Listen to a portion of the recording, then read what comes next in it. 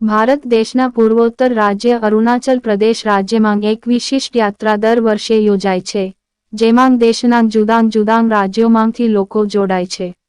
આ વખતની તવાંગ યાત્રામાં પાટણ જિલ્લાના ચલવાડાના સરવણજી પણ જોડાયા છે. સભા શરૂ થઈ ગઈ છે. સરવણજી જરા મોડા પડ્યા છે. સભાનું સંચાલન અંગ્રેજી મિશ્રિત હિન્દીમાં ચાલી રહ્યું છે. સરવણજી મૂંઝાઈને ચારે બાજુ જુએ છે. એમને ભાષાની અગવડ પડી રહી છે. એમની નજર એક ભાઈ પર પડે છે.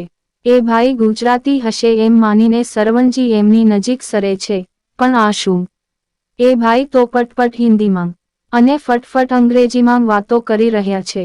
સરવણજી જરા મૂંઝાય છે. એટલામાં માઇક પરથી હિન્દીમાં જાહેરાત થવા લાગી, जिसका पंजीकरण नहीं हुआ है ये लोग मुझे मिले.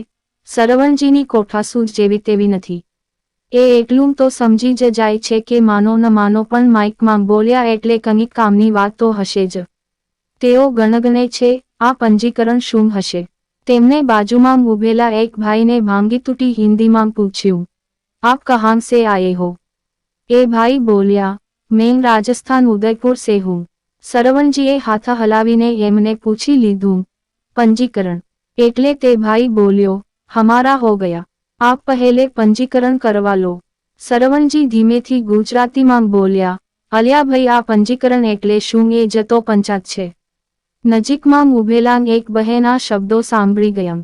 એમણે ઉમળકાથી પૂછ્યું, ગુજરાતી છો? ક્યાંના? સરવણજીના જીવમાં જીવ આવ્યો. એ તો રાજીના રેડ થઈ ગયા. હું ચંદ્રિકાબેન, સુરતથી આવી છું. મારી સાથે બીજા 5 જણ છે. સાંભળીને સરવણજી તો ખુશ થઈ ગયા. એ 5 જણમાંના બાબુભાઈએ કહ્યું, પંજીકરણ એટલે નોંધણી રજિસ્ટ્રેશન. તમારું નામ નોંધાવ્યું કે નહીં? અરે હા, એ તો બાકી છે હોમ. સરવણજી બધું સમજી ગયા. ચાલની, મેં બી હાથે આવ્યો. બોલતા હરેશભાઈ તરત જ સરવણજીની સાથે ઉપડ્યા અને રજિસ્ટ્રેશનનું કામ પતાવ્યું. સરવણજીને હવે હાશ થઈ. તેમણે કહ્યું, આ જાત્રામાં ગુજરાતવાળા બીજા ઘણાને હશે. હા, હશે હોમ. નિર્વે કહ્યું, એમને શોધવાનો એક મસ્ત આઈડિયા છે. આપણે ગુજરાતીમાં વાતો કરતા કરતા બઢે. ફરીએ ને ગુજરાતીમાં વાતો કરતા માણસો શોધીએ, તરત જડી આવશે. હા, ઈ વાત નાચી. ઠંડો તારે. સરવણજીને વિચાર ગમ્યો. બંને નીકળ્યા. એમના અચરજ વચ્ચે તેમને સૌથી પહેલાં ભાવનગર તરફથી આવેલા જયદીપ અને ધરતીબેન મળ્યા. અરે, પેલા હિન્દી ને અંગ્રેજી બોલનારા ભાઈ જેમને સરવણજીએ ગુજરાતી ધાર્યા હતા તે ખરેખર ગુજરાતી નીકળ્યા. એ મોરબીના જયંતીભાઈ હતા. ભોજન લેવાઈ ગયું ત્યાં સુધીમાં તો ગુજરાતના 25 જણ એકઠાં થઈ ગયા. જ્યાં જ્યાં વસે ગુજરાતી, ત્યાં સદાકાળ ગુજરાત. એ પંક્તિ થોડા ફેરફાર સાથે સાચી પડી કે જ્યાં ને જ્યારે મળે ગુજરાતી, ત્યાં સદાકાળ ગુજરાત. પછી તો એને વાતોના તડાકા ને ભડાકા. સુરેન્દ્રનગરના ભાઈલાલભાઈએ નારાજગી સાથે કહ્યું, તમે જોયું, સાંસ્કૃતિક કાર્યક્રમમાં કેટલાક પ્રદેશોના કાર્યક્રમો થયા પણ ગુજરાતના ગરબા તો રજૂ ન થયા. જૂનાગઢથી આવેલા ભરતભાઈએ કહ્યું, મને લાગે છે કે ઉત્તર પૂર્વના રાજ્યોના લોકનૃત્યો હતા પણ આપણે 30 જણું છીએ હવે 3 દિવસમાં બધાને ગરબે ઘુમાવીએ તો જ ખરા. ત્યાં કચ્છથી આવેલા હસમુખભાઈએ જરા કંટાળીને કહ્યું, ઇન્થે રોંદો 5 ખાધે મેંઠા ન પાયો, ઇંજી ગાલ કર્યો. એમની જેમ બીજા પણ 2-4 જણા ફરિયાદ કરી રહ્યા. એમ ભૂખ્યા નિમાણા થાવમાં. હું ભાવનગરી ગાંઠિયા લાવી છું. અબિહાર જ લઈ આવું, એ હંધાય ખાવ. ધરતીબહેને કહ્યું. અમદાવાદના કલ્પેશભાઈએ હસીને કહ્યું, પ્રવાસમાં જેની પાસે નાસ્તો ન હોય એને ગુજરાતી ન કહેવાય. મારી પાસે થેપલાં, મરચાં અને અથાણું છે. થોડીક વારમાં સુરતની ધારી, વડોદરાનો લીલો ચેવડો, ખંભાતનું હલવાસન, કચ્છની ખાજલી, પાટણના દેવડાં આવી ગયા. સૌએ હોંશે હોંશે પેટ ભરીને નાસ્તો કર્યો. ઊંચો ગઢ ગિરનાર, વાદળથી વાતું કરે, એ દુહો ભરતભાઈ જરા હળવાશના મૂડમાં આવીને ગણગણાવા માંડ્યા. જયંતીભાઈના ધ્યાનમાં આવ્યા વિના ન રહ્યું. તેમણે કહ્યું, વાહ ભરતભાઈ, કનીક જમાવટ કરો યાર. પછી તો શું હતું, બધા જ ગુજરાતી પ્રવાસીઓ તાપણાની આસપાસ ગોઠવાઈ ગયા. ડોક્ટર સાહેબે જાણે કે સ્વૈચ્છિક રીતે સંચાલન સ્વીકારી લીધું હોય એમ બોલ્યા, ભરતભાઈ કલાકાર છે. પહેલાં એમને સાંભળીએ. હા, હું તો ગાઈશ જ. ભરતભાઈ વચ્ચે બોલ્યા, પણ એક શરતે. તમારે પણ કંઈક સંભળાવવું પડશે. બધાં એમાં સંમત થયાં એટલે પછી ચાલ્યો વાતો, ગીતો અને વાર્તાઓનો દોર. ત્યાં વાસણથી આવેલા વિપુલભાઈએ સરવણજીને કહ્યું, તમે પાટણ બાજુનું કંઈક થવા દો ભાઈ. એટલે એમાં વડોદરાથી આવેલા મયુરીબહેને ટેકો પુરાવ્યો. સરવણજી ક્યાં પાછા પડે એમ હતા. એમણે કહ્યું, અમાર બાજુ મેરાયો નૃત્ય હોય છે. મસ્ત મજાનો મેરાયો હાથમાં લઈને માથા પર ફેરવતાં ઢોલના તાલે નાચવાનું. એવો મજો પડે કે વાત જ ન પૂછો. ચંદ્રિકાબેન ખુશ થતાં બોલ્યાં, નાચગાન તો અમને બહુ ગમે. તમે હો અમારી સાથે નાચવા લાગોની. કની બી ઢોલ વાગે ને તો અમારા પગ તો થિરકવા માંડતા છે. જાનૈયા સાઠે વરરાજા હો તો એ બી નાચવા લાગે એવા અમારા નાચ હોય. કોઈવાર આવ તો જાણવા મળે કે કેમનું નચાય. સુરેન્દ્રનગરના ભાઈલાલભાઈ ત્યારના ચૂપ હતા. તેમણે કહ્યું, અમારું તો સૌથી નોખું. કાઠિયાવાડી અને અમદાવાદી બંને લહેકા અમારી બોલીમાં આવી જાય. ક્યાંક ક્યાંક ઉત્તર ગુજરાતના શબ્દો પણ આવી જાય. ખરી વાત હો. સરવણજીએ ટાપસી પૂરી, અમારે ને દસાડાને ચ્યાંગ સેટું છે. હસમુખભાઈ કહે, અસાંજો કચ્છ પાટણથી નજીક હો. રાધનપુરથી આડેસર કતે દૂર હઈ.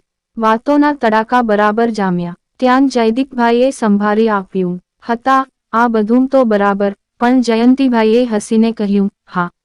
એ વાત મુદ્દાની, તો સાંભળો. કાલની આ જાત્રા વિશે તો કંઈક વાત કરો. એ સાથે જ બધાં એકકાન થઈ ગયાં. જયંતીભાઈએ શરૂ કર્યું, આ યાત્રાનું નામ છે તવાંગ યાત્રા. દર વર્ષે નવેમ્બર માસમાં અસમના ગુવાહાટીથી આ યાત્રા નીકળે છે. આપણે સૌ આજે ગુવાહાટી પહોંચી ગયા છીએ. આ ગુવાહાટી ઘણું જ પુરાતન શહેર છે અને જોવાલાયક છે. અહીં કામાખ્યા દેવીનું વિશ્વવિખ્યાત મંદિર આવેલું છે. શક્તિપીઠ તરીકે ઓળખાય છે એ જને. હસમુખભાઈએ પૂછ્યું, હા, ભારત દેશમાં કુલ 51 શક્તિપીઠો છે. તેમાંની એક આ શક્તિપીઠ છે. હા, બરાબર. જાત્રામાં આગળ બીજું શું જોવાનું આવશે? ધરતીબહેને પૂછ્યું. ગુવાહાટીથી આગળ અસમનું નગર તેજપુર આવે. અહીંનું અગ્નિગઢ મંદિર પણ પૌરાણિક મહત્વ ધરાવે છે. બાણાસુર નામના દાનવનું આ નગર છે. ઓખાહરણમાં આવશે એ બાણાસુર તો નહીં? સરવણજીએ ઉતાવળે પૂછ્યું. હા, એ જ. ઓખા બાણાસુરની પુત્રી હતી. શ્રીકૃષ્ણનો પૌત્ર અનિરુદ્ધ ઓખા સાથે પરણેલો. પૂર્વ અને પશ્ચિમનો આ કેવો સંગમ. બરાબર. કલ્પેશભાઈએ પૂછ્યું, આગળ પછી ભાલુકપોંગ આવતું હશે ને? હા, અરુણાચલ પ્રદેશનું એ પ્રવેશદ્વાર અને પછી આવે બોમડીલા. સ 1962માં ચીને ભારત પર આક્રમણ કરેલું ત્યારે અહીં સુધી કબજો કરેલો. અહીં બૌદ્ધ મઠો અને ગોમ્પા આકર્ષણનું કેન્દ્ર છે. અને હા, જસવંતગઢની તો વાત જ અનોખી છે. એનો ઇતિહાસ સાંભળીને તો આપણા રૂવાટાં ખડાં થયા વિના ન રહે. 1962ના ચીનના યુદ્ધ વખતે જશવંતસિંહ નામના એક સૈનિકે સતત 72 કલાક સુધી એકલા હાથે ચીનની સેનાને રોકી રાખી હતી. આ વીરની ગાથા આજે પણ ઘરે ઘરે ગવાય છે. તેમનું સ્મૃતિ મંદિર જ્યાં બનાવ્યું છે તે જ જશવંતગઢ. વાહ, ધન્ય છે એ વીરને. ચંદ્રિકાબેન બોલી ઉઠ્યાં. જયંતીભાઈએ વાતને આગળ વધારતાં કહ્યું, બીજા એક વીર જોગીંદર બાબા છે, જેમને સરકારે મરણોત્તર પરમવીર ચક્ર એનાયત કર્યો હતો. આમ, અરુણાચલમાં તો સ્થળે સ્થળે ભારતીય સૈનિકોની પરાક્રમગાથાઓ અંકિત છે. 1962ના યુદ્ધમાં વીરગતિ પામેલા એ સૈનિકોની વીરગાથા દર્શાવતું સ્મારક તવાંગ શહેરમાં છે.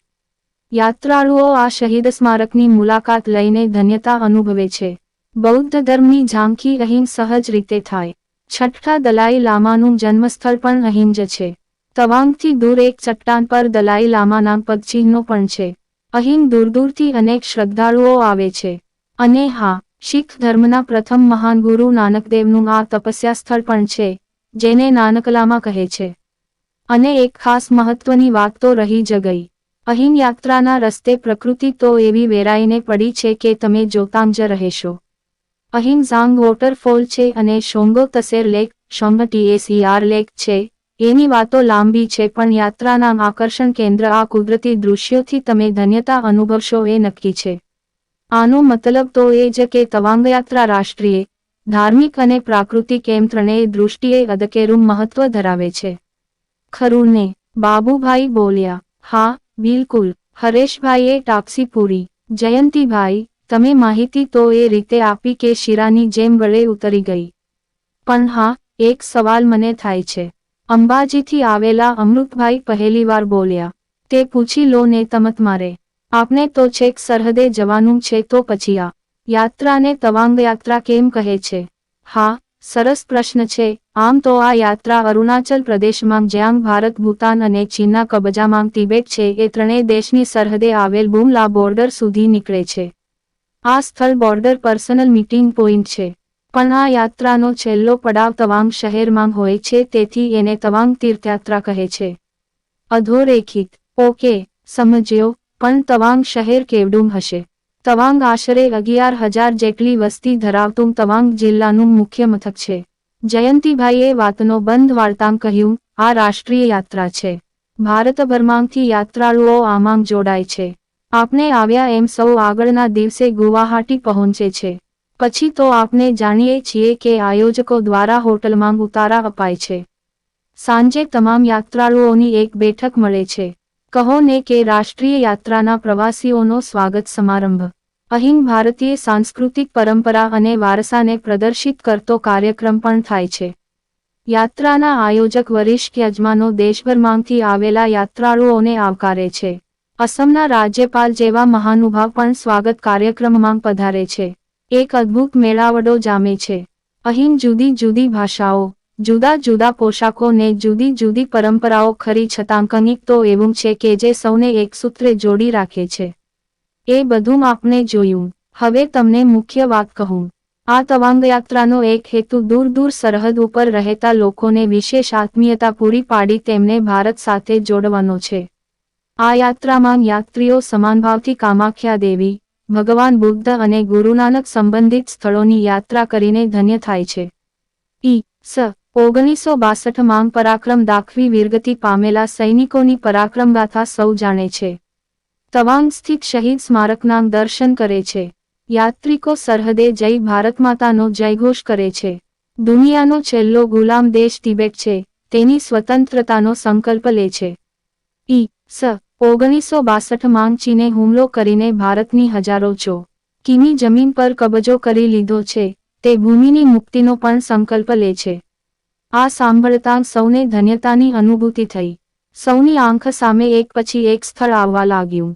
ત્યારે શાંતિથી સાંભળી રહેલી નાનકડી ભવ્યા બોલી, અરે, હમણાં વારંવાર અપાયેલી સૂચના યાદ છે ને? સવારે વહેલા નીકળવાનું છે. અંધારે અંધારે તૈયાર થવું પડશે. હા, ભવ્યા ખરું કહે છે. વતનથી દૂર દૂર મળેલા આ લોકો માત્ર 2 કલાકમાં તો વર્ષો જૂની ઓળખાણ હોય તેટલાં નજીક આવી ગયાં તે નવાઈ સાથે જય શ્રી કૃષ્ણ, શુભ રાત્રિ, ગુડ નાઇટ અને સુખરાત કરજો, કહેતાં પોતપોતાના નિવાસસ્થાન તરફ ચાલ્યા.